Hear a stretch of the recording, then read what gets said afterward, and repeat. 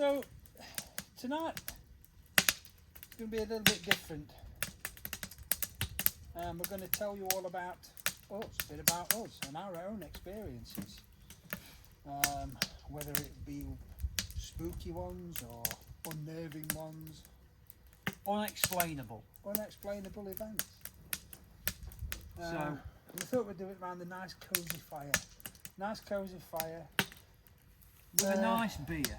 Oh yes, the beer. What's tonight's choice, Mark? I've got a Brewdog Lost Guava.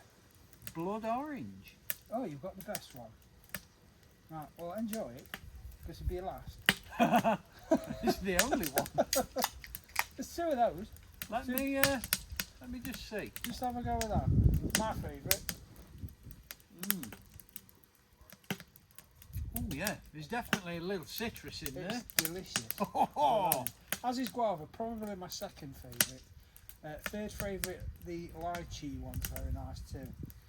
Not sponsored by Brewdog, by the way. It's just a personal choice. I really Absolutely, quite understandably as well. Cheers. Cheers. Anyway, Would you tonight. like, just one moment. Would you like to try it guava? Because there's only one and it is very nice.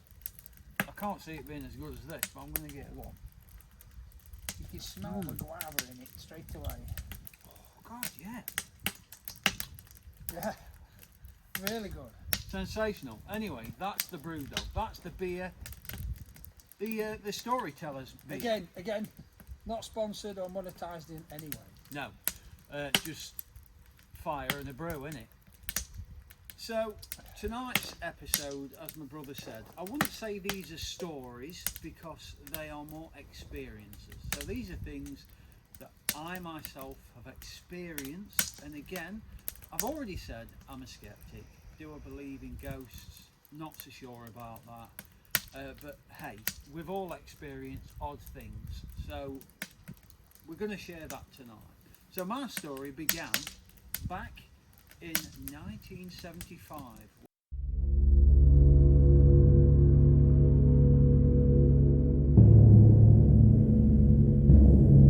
Initially, lived in a very small bungalow and shared a bedroom with my big bro. Aye. So, being I don't know how old I would have been. I'd have been old enough to talk. I had the top bunk, by the way. I had a cot that I used to escape from. So, yeah, I'd have been old enough to talk when this first thing happened, which I cannot remember, but I'm reminded of by my brother and my mum, who were present at the time and can remember. So, we lived in quite a small bungalow, 2 bedrooms, in a nice little village, a mining village, lovely street, loads of kids on street to play with. It was just idyllic, a really ace place to grow up.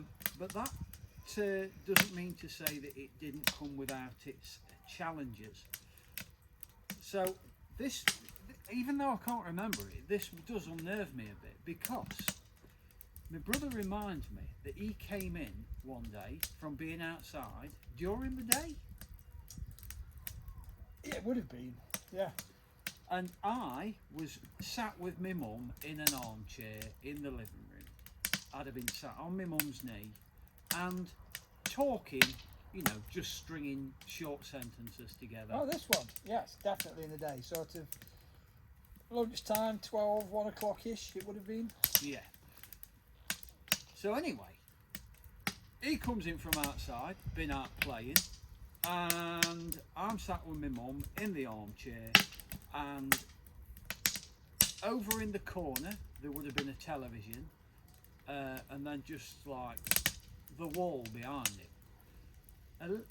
According to him and my mum, I pointed to the corner and asked who the lady was.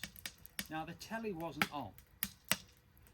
So if you can imagine this was a built up, we had an old coal fire sort of along there, and then there was a built up unit, brick unit if you like, with the TV sitting on it in the corner of the room. Continue. So I pointed apparently and said, who's that lady? And my mum said, Who's that lady? Good tune that. very nice tune, well done. Hey. And my mum said to me, what lady? And I said, the lady with the baby. She's smiling at me. At which point, I think my mum Shit almost... herself. And then I just looked at them like, what is he talking about, and carried on playing. But I remember it, and my mum talks about it today, and she said, I sat there with him on my knee thinking, oh my God, what are you doing? But that was a weird one, and that was the only time that happened. Yeah. It's not the Maybe only, I was just really good at winding people up from a tiny age. yeah, I don't know. it's very, very weird. It's not the only thing that happened in that house, though. No, it isn't. Because also me, you know, like, did I used to say things like red rum and stuff like that? Red rum, yeah. The next one I'm going to tell you Would you about. like to play with me? Hmm? The next one, it kind of links to that actually, The Shining, because the next one I'm going to talk to you about Oh, dude, it does. is My I Nighttime never thought Friends. about. I never made the link, but you bang on, yeah. And now again, I'm just a bit unnerved. So this one is My Nighttime Friends. This is our very own. Good evening, Mr. Torrance.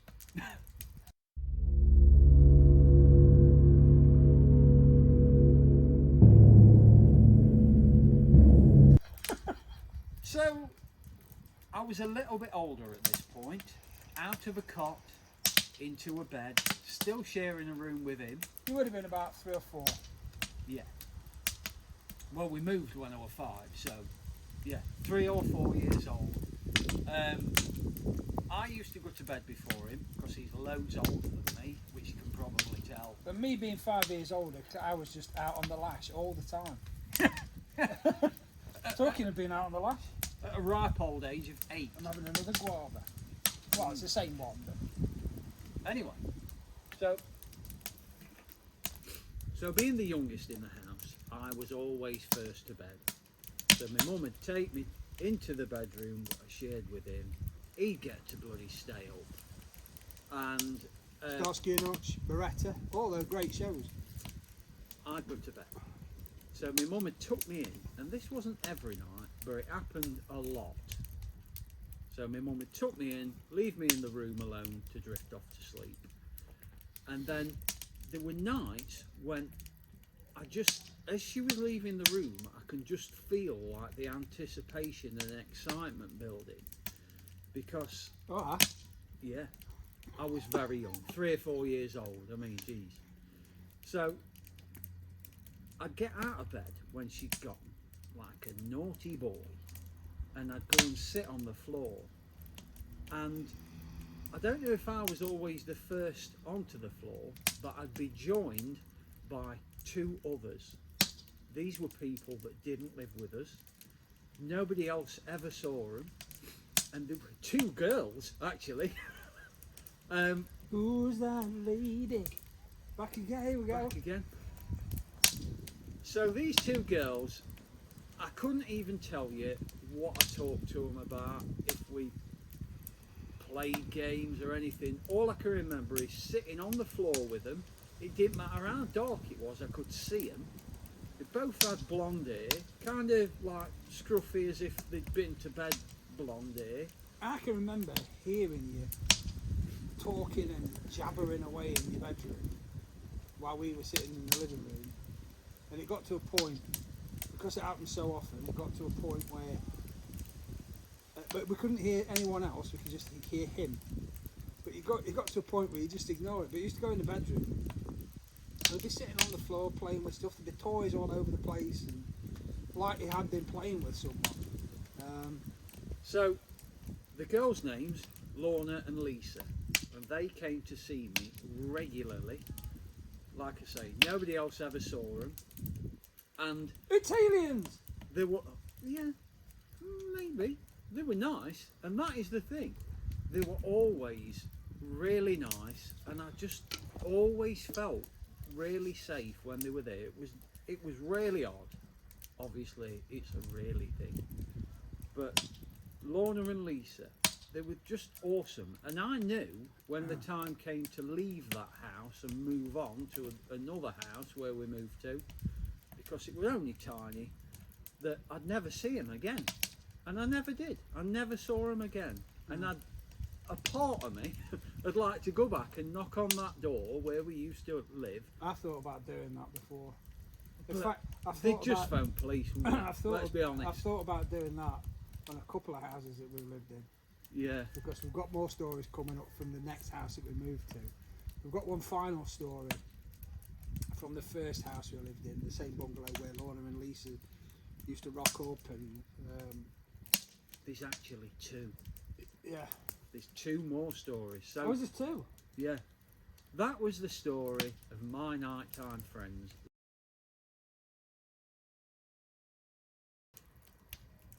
The next story, So he knows more about, because I can just remember people being scared. I can't really remember what it was all about. So this was the party that ended with a scream.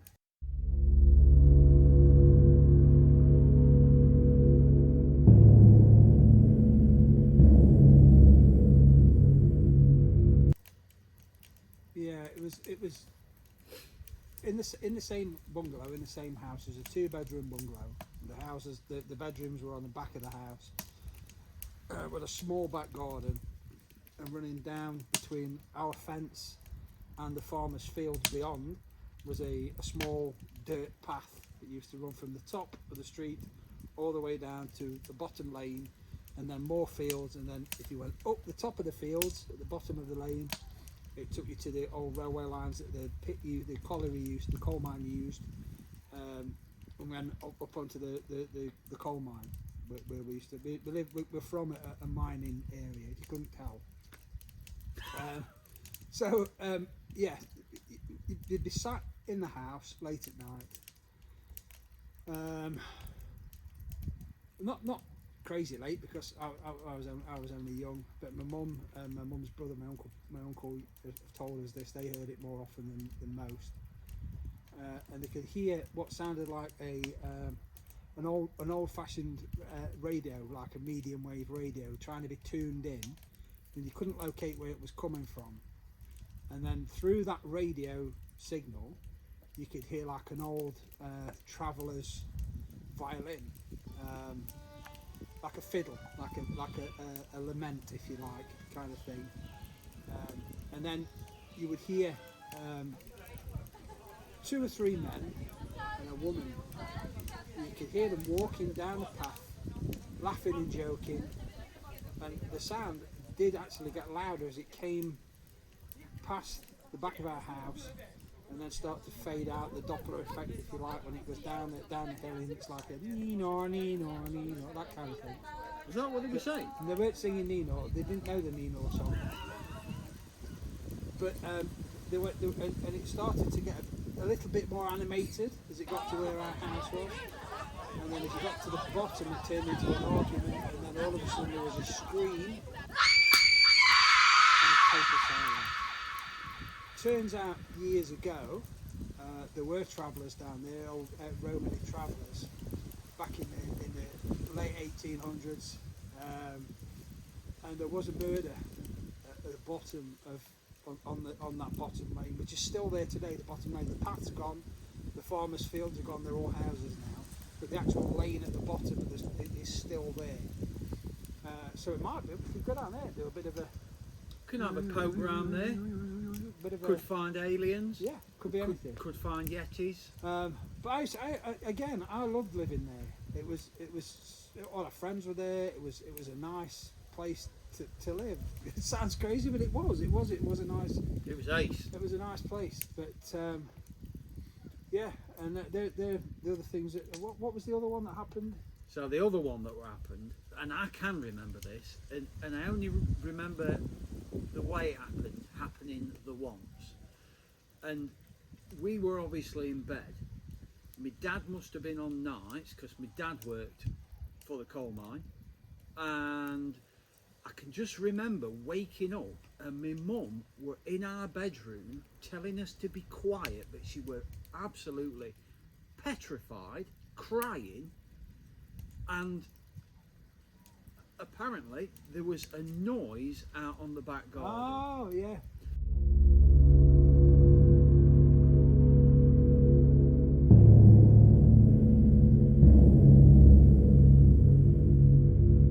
And when she looked outside, even though there was no wind, there was the fence, then a pathway, then a large hedgerow.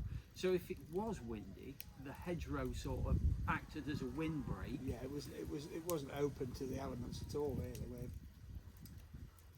So when she looked outside, she could hear the fence banging, but there was only one panel moving, so it couldn't have been the wind.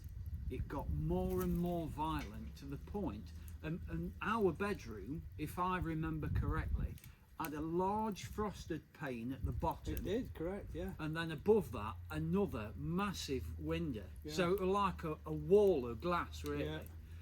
And I think what my mum were fearful of was anything that makes it through that fence is coming through this window next. And it just stopped. But apparently I think there was. I think that is the time that she heard something up against the bedroom window, tapping on the window and making like a strange, weird, creepy vocalization, if you like. It weren't Bigfoot or anything. It was clearly a person, maybe. I don't know. But bear in mind, this was back in the time when Late 70s. Mr. Sutcliffe was on the go, the Yorkshire Ripper and all that, and everybody was terrified, and it was a scary time. But yeah, I do remember that now. You say that, yeah. Yeah. I can really. I think it's because it scared me so much because my mum were crying. I don't remember. I knew my dad weren't in. No, it wasn't. I was fast asleep, so I don't remember that. But I remember it happening. You know, I remember it. My mum telling me after. As much as I love living there, I'm starting to realise why we moved. Yeah. It's yeah. Now We were all right in day. So now for when the we most move part. to another place, I'm going to stoke the fire, folks. get a stoked.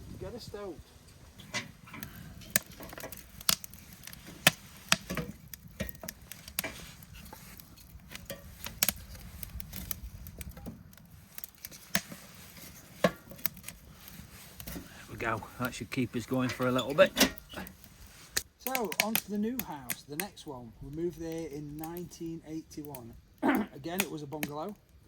It was about, I don't know, two, not far away from where we live, but it was closer to the school. And we were going to, well, I was going to big school then. I just started in comprehensive. And so we moved to the next village, really. But it was a bungalow, and it was a bigger bungalow. It was 3 bedrooms. It was big. It was lovely. Got a third of an acre on the back, and really nice. Really Set nice. back from the street. Yeah, Nice big driveway. yeah. It was lovely. Mum and Dad did lots of work on that because there was nothing in it initially. It were a bit like Amityville House when we first got there. Do you mind? It's all right. Just a bit gassy. There's a little bit gassy. Don't burp, for goodness sake.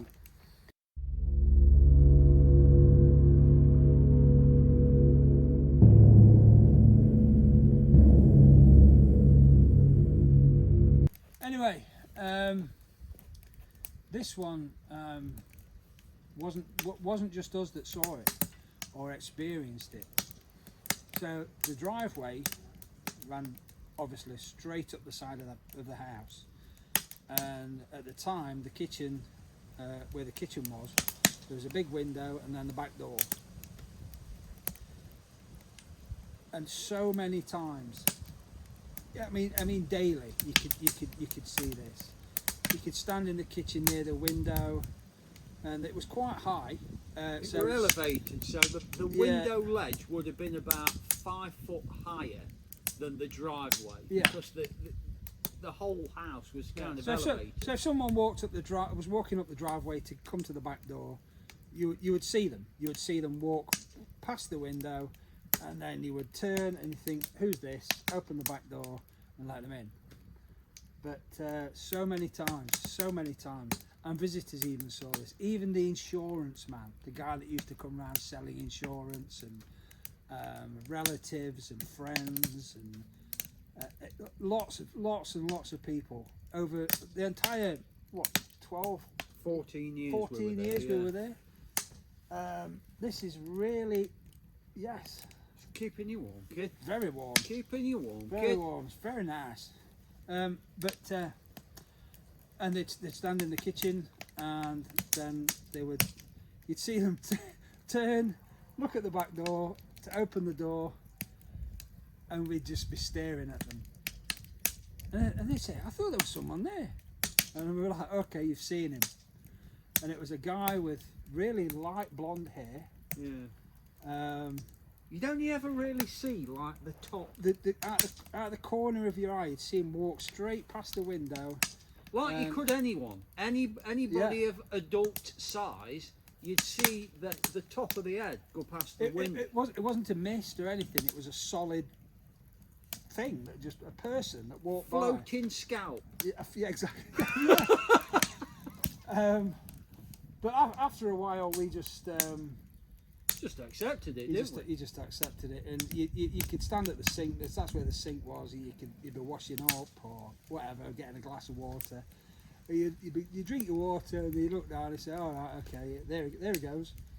And there would never be any knocking on the door or anything.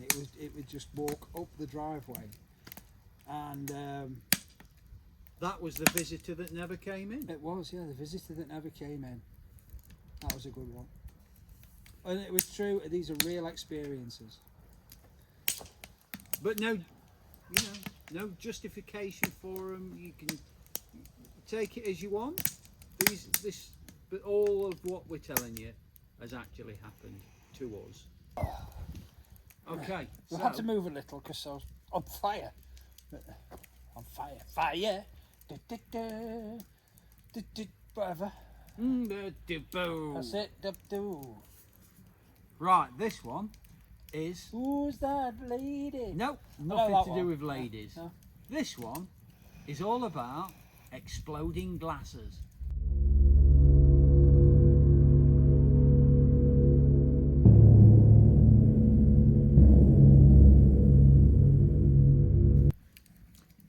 Specs.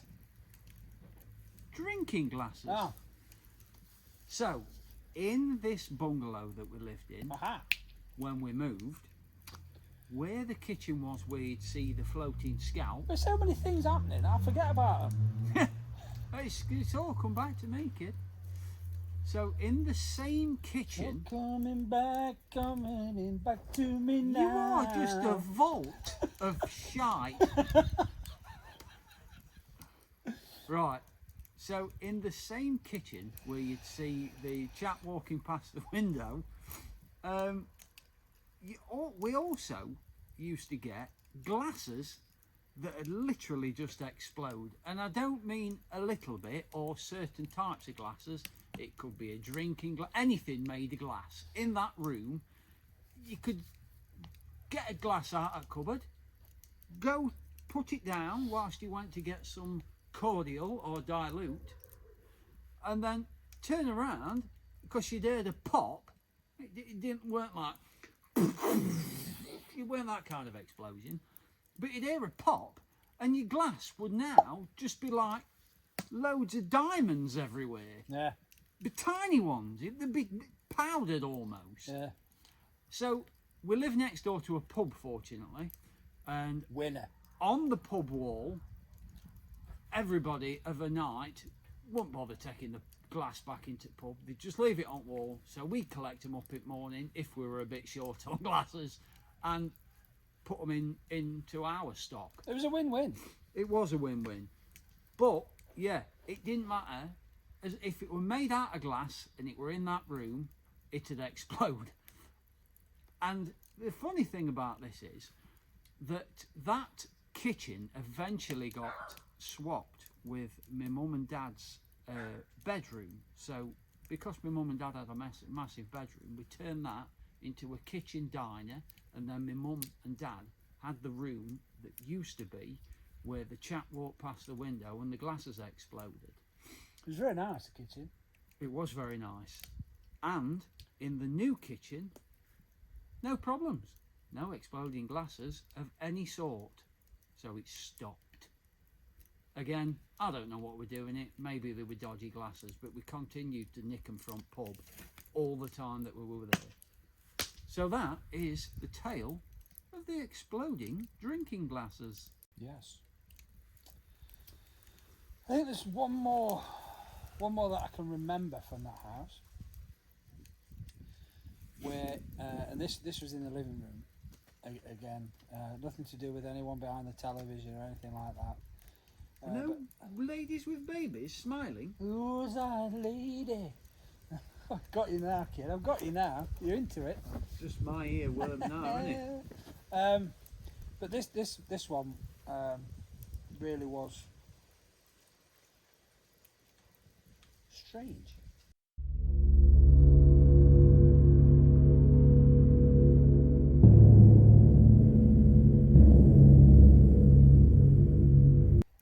So this one was in the living room, in the day again, and we had a big living room window on the front garden, a wall, pavement, road, the usual. My mum was sitting on the sofa, and we were sitting in the armchairs. We'd had the TV on. I would have been around 14. He would have been 9. And we were just sitting there. So it must have been a Saturday because we were all in. My dad was at work. My dad was a real working man, and he was 7 days a week, man. He was got to do what you got to do. But it was. But my dad he was at work, and like I say, daytime, sitting in there, and everything was hunky dory, chatting away, just talking to my mum. We're both chatting away to mum, and we were sitting here like this, and she was there, and we were just gabba, and then we both stopped. And she said, "What are you looking at?" I said, "What's that?" And she said, "What?" I said, "That there on his shoulder." And it was like, I don't know if you remember the tribbles from Star Trek. Like a ball of fluff, if you like. Been about maybe that size, sort of one of those mini basketball size, the office basketball things that the office people have. You know what I mean? It's about that big. It was just this ball of fluff. But it wasn't, because I wouldn't have said it did have any fluff. It wasn't. That's how I would describe it, but it didn't have any fluff. No, it was very. It was indescribable. It was like a cross between a smoky ball, with no smoke, but fluffy without any fluff. It was white. But for these purposes, that was white, yes. But for these purposes, I will say it was a fluffy ball. Yeah. Because it's impossible to describe what this thing was. Featureless. Yeah, featureless. Yet, we could tell that it kind of sat up, if that's possible, and I don't know, like a yeah, have a look round. Looking around like, where am I? But no facial feature, nothing. And then it went along the rest of the back of the sofa. We followed it with our eyes and watched it, and my mum was like, "Has it gone?" And we're like, "It's there." And then it just went down the side of the armchair, the sofa, and we instantly sat up, got up, walked across, and there's nothing there. I've no clue what that was at all. Looked under the sofa, behind it. It didn't go out the room. It never came in the bloody room. No. And I could just remember my mum saying, "You're scaring me now." But there wasn't anything to be scared of. It was just a thing. But fast forward. Just I'm gonna fast forward a little bit here now. Well, quite a lot. I'm gonna fast forward 20 years to be honest.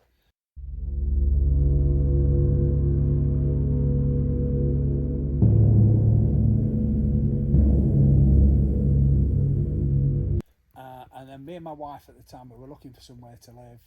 My wife was heavily pregnant with our second child, and we were staying with my mum. We were living with my mum, and mum had gone to bed, and me and my wife were just sitting between each other like this in the living room, talking face to face, just talking away normally, having a yeah. And then this ball of fog, huge, like a remember the old dustbin lids, that size, came between us at the back of the room and just sat there like that. And as it sat there, we weren't surprised by it, and we both leaned round to carry on speaking to each other. And this thing just went, and then we finished what we were talking about, and then looked at each other and said, "What was that?" It's grown up. And yeah, well, this is I don't know, and it looked like very similar to the thing we saw on my mum's sofa, but 20 years later in a different house, between me and my now wife, and this was 20 years ago maybe, but yeah, that was very strange. And that's something. So floating that time, were it? Yeah, and it just came straight between, and it stopped. Because I describe it as scurrying the first time. It did scurry. It was definitely. Because it kind of came, it kind of appeared, and then went up one side, and then had a look round, and then right back, had a look round, and then just went, oh, and then we're gone. But if it were floating and bigger, yeah, it was bizarre. How odd. Not as bizarre as the first house.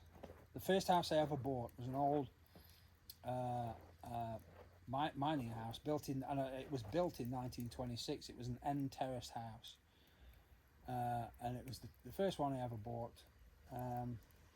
There were two of us in there, me and my old partner, and it was just 3 bedrooms. And terraced pit house, if you like.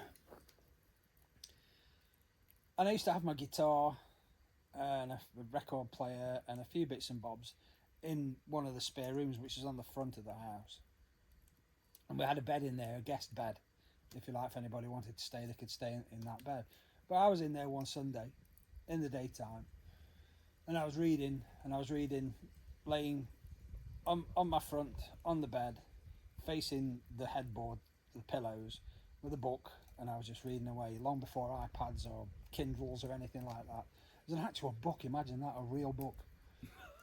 And I was reading this book, and I felt the bed move, like someone had sat on the bed.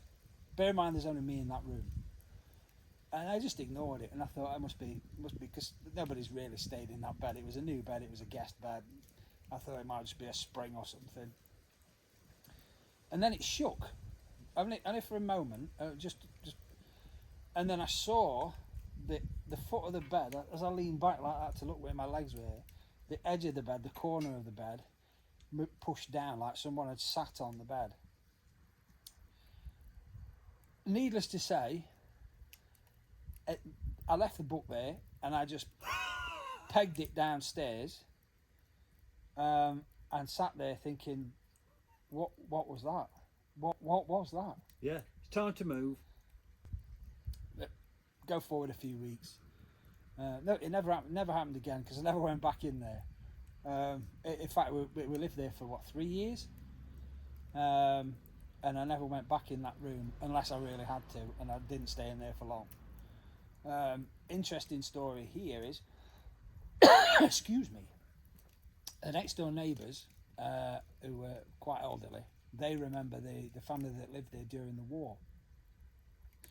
And the couple that actually owned the house, their son was killed in action in the Second World War. He was a Spitfire pilot, and he used to, when he was home, he'd fly across the houses and then tip his wings and wave his wings to his mum and people on the street and that, and just to say hi. And he was killed.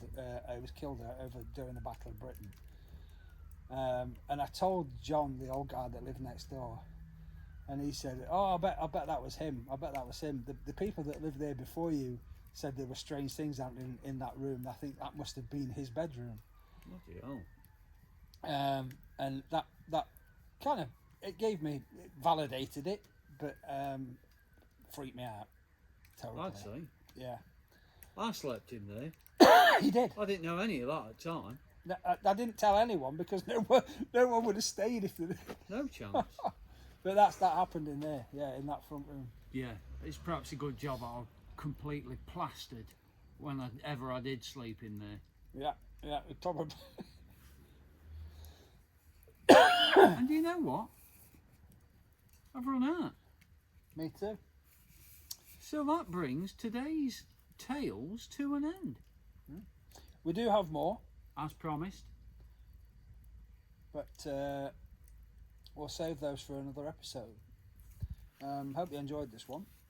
Just a bit about us and our own experiences. Please like, share, subscribe, and ding the dingy dinger. And if you've got any stories of your own you'd like us to share for you, send them over. Absolutely. No judgments. I mean, we've laid everything out on the table here, things that we've experienced. I do have some UFO stories. You've got a good one from America. I have a good one from America, yes. But we'll save that for another day. Thanks for watching, guys. Take care. Give us a like or subscribe again, dingy, and we'll catch you next time. Cheers. Bye.